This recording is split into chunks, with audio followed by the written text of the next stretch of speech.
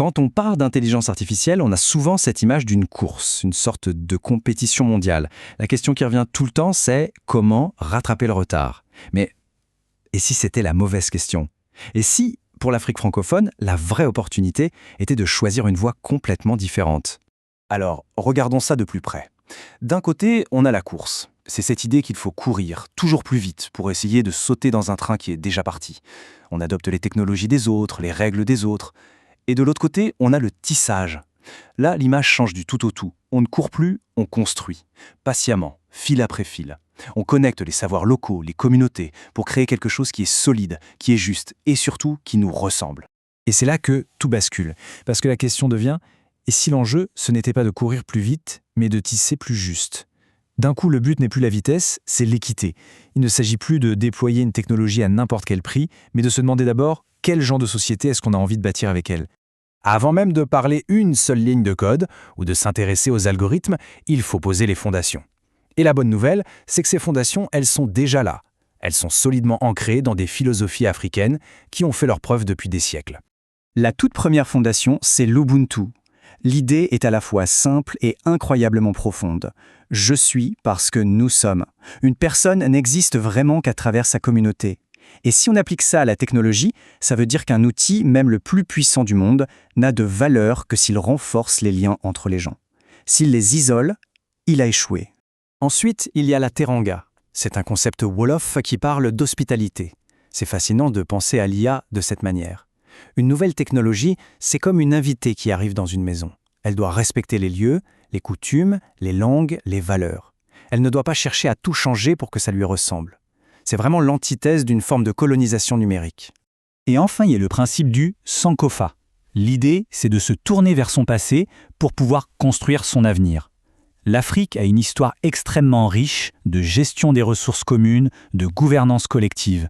Il n'y a pas besoin d'importer des modèles tout faits. Le défi, c'est de traduire cette sagesse ancestrale pour l'adapter aux infrastructures numériques d'aujourd'hui. Bon, ces philosophies sont magnifiques, mais comment on passe de ces grandes idées à quelque chose de concret? La proposition, c'est de bâtir ce qu'on appelle des communs de l'IA.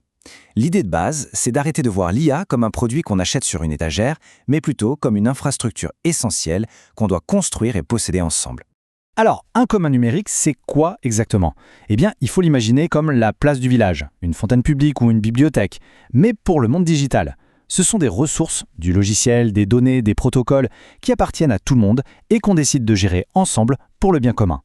Ce grand projet de tissage ne se fait pas au hasard. Il repose sur une structure bien pensée. On peut l'imaginer comme 5 piliers, 5 couches qui s'appuient les unes sur les autres pour former un édifice solide. Et ensemble, ces 5 piliers créent les conditions d'une vraie souveraineté numérique partagée. Passons en revue ces 5 piliers qui s'enchaînent logiquement. Tout commence par la base, la langue, pour que l'IA puisse comprendre et parler nos réalités. Juste au-dessus, on trouve les données, qui sont notre patrimoine collectif. Ensuite, il y a l'infrastructure, les fameux rails sur lesquels tout va circuler. Puis viennent les compétences pour que tout le monde puisse participer à ce grand chantier. Et tout en haut, pour couronner le tout, la redevabilité, qui est la garantie de la justice. Chaque couche est essentielle à la suivante. Le premier pilier, donc, la langue. C'est fondamental. Une IA qui ne parle que les langues dominantes en Afrique francophone, c'est une IA qui rend invisible des millions de personnes. L'enjeu est donc de rendre des langues comme le Wolof, le Lingala ou le Bambara calculables par les ordinateurs, mais de le faire bien, sans perdre leur richesse, leurs nuances, leurs valeurs. Le deuxième pilier, les données. On entend souvent que la donnée, c'est le nouvel or noir. Mais cette métaphore est terrible parce qu'elle pousse à l'extraction sans contrepartie. Si on garde avec la perspective de l'Ubuntu, la donnée n'est pas une ressource, c'est une relation. Son usage demande donc de la réciprocité, un consentement clair à travers des structures comme des coopératives de données gérées par les communautés elles-mêmes. Pilier numéro 3, l'infrastructure. Attention, l'idée n'est pas que l'État doit tout construire lui-même. Son rôle, c'est plutôt de garantir les rails de base, les fondations publiques. Un système d'identité numérique fiable, la sécurité des données, l'interopérabilité. Une fois que ces rails sont posés, tout le monde, acteur public comme privé, peut venir construire ses propres services dessus sans être enfermé dans la technologie d'un seul fournisseur. Viennent ensuite les compétences. Là aussi, le point est crucial. Il ne s'agit pas juste de former quelques experts de pointe qui partiront peut-être ailleurs. L'objectif, c'est de faire circuler le savoir dans toute la société, de créer une véritable intelligence collective. Et pour ça, il faut valoriser toutes les expertises, pas seulement celles qui viennent de l'université. La connaissance d'un agriculteur ou d'une sage-femme a une valeur immense. Et on arrive au dernier pilier, qui est peut-être le plus important, la redevabilité. En fait, la vraie question, ce n'est pas de savoir si une IA est parfaite. Elle ne le sera jamais.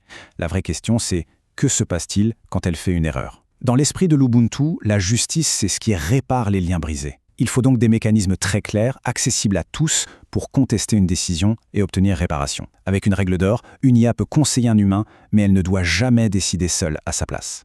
Tout ce projet de tissage, ce n'est pas juste une belle idée sur le papier, une sorte d'utopie. Non, c'est une conversation très concrète, et même urgente, qui est en train de prendre une ampleur incroyable en ce moment même, partout sur le continent. C'est maintenant que l'avenir se joue. Regardez ce chiffre. 16. C'est le nombre de pays africains qui, aujourd'hui, ont une stratégie nationale sur l'IA. Sur tout un continent, c'est très peu. Ça montre bien qu'il y a un vide à combler, mais ça montre surtout qu'il y a une opportunité fantastique de bien faire les choses, de ne pas répéter les erreurs des autres et de construire d'emblée une vision cohérente, partagée et juste. Et cette prise de conscience, elle s'accélère à une vitesse folle. En l'espace de quelques semaines à peine cette année, des événements majeurs ont eu lieu à Yaoundé, à Hammamet, à Abidjan. On sent bien que l'Afrique francophone ne veut plus être un simple consommateur du changement numérique. Elle veut en être l'architecte. Et c'est peut-être ça, le changement de perspective le plus important. On doit arrêter de voir l'IA comme un gadget, une application, un produit de consommation. L'IA, c'est une infrastructure. Une infrastructure fondamentale qui va organiser nos sociétés pour les décennies à venir, exactement comme l'ont fait les réseaux d'eau potable, d'électricité ou les routes avant elles. Et si on accepte cette idée que l'IA est une infrastructure essentielle, alors la toute dernière question, la plus importante de toutes, s'impose. La question n'est plus seulement de savoir qui l'a construit, la vraie question devient qui en détient les clés et avec quelles règles du jeu pour s'assurer qu'elle profite à toutes et à tous.